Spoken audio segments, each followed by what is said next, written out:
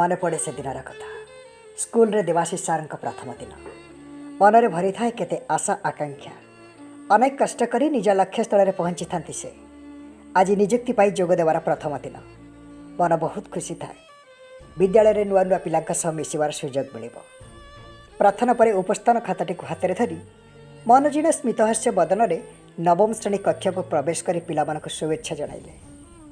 से समय श्रेणी कक्ष आरंभ होगा पिला कथबार्ता हसाहसी पिला एपरी आचरण में निजक असहज मन करुले विचलित न हो शिक्षादान कार्य मन देले।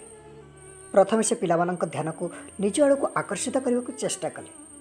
निजर विचक्षण बुद्धि वाक्चातुरी और परिचालनार अभूतपूर्व दक्षता जो से सफल होते सार एक कौतुकिया उपाय पिला उपस्थान नेले।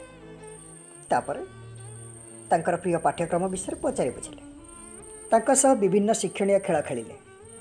सार प्रति पिलामानंकर आग्रह बढ़िला। से माने बेस उत्सुकतार सह तांका कथा शुणा लगे। समस्त शांत और एकलय रे देवाशीष सार को चाह रही। हठात नजर पड़ा देवाशीष सार गोटे पिला उपरे। तार कौन आग्रह नथिला देवाशीष सार कथार। देवाशीष सार ताको पाखु डाकी तो ना पचारे। अनेक थर पचारिया पर मुह तलकू कर से कहला चगुलु हौ हौ बोली कही देवाशीष सार ताको ता सीट को जाई बसवा को कहले।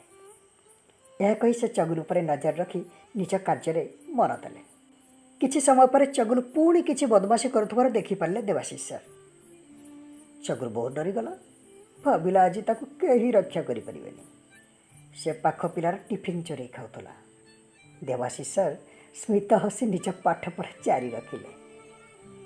खेल छुट्टीर समय समस्ते खेलकूदे व्यस्त। चगुलु मन मारी खेल पड़िया गोटे कणरे बसी। हठात ता पिठी रे का हाथर स्नेहबला स्पर्श से अनुभव कला। पछक बुली देखे तो देवाशीष सार। हठात सार को निज पाखरे पाई भयर व्यस्त हो गला। से सार किंतु हस हस मुह कर बेस स्वाभाविक भाव ता हाथ को निजर टिफिन बक्स पढ़े देले। आखि छल छल हो गला चगुलर। से आश्चर्य भावुला सार केमिति जानले जे ताको भोक लगुला और से आज टिफिन आने नहीं बोली। टिफिन खोली खाऊ खाऊ हठात देवाशीष सार हस शुणी से भी जोर रे हसी उठिला। सार पढ़ाऊा बेले चगुलु खातार किसी गारौथबार देखिथिले। तेणु ता खाता नहीं आसी देखुले। से देवाशीष सार गोटे अति सुंदर कार्टून अंका जाइथिला। सार को एपरी हसुथबार देखे चगुलु कहीं केजाणी इच्छा है सार को चापुड़ी धरवा। सार ता पिटी थापुड़ दे कहले अरे वाह चगुलु तू एते कम बयस एमती कार्टून केमी आंकी पारछु। तू तो सतरे गोटे चित्र कर। बस तापरठू ए चगुलु केबे सुना पिला ही गला से निजे भी जानी पारलानी। एतिकी कही ओदा आखि को लुचाई नतमस्तक हो निजर प्रिय शिक्षक देवाशीष सार को अशेष धन्यवाद जनाउला।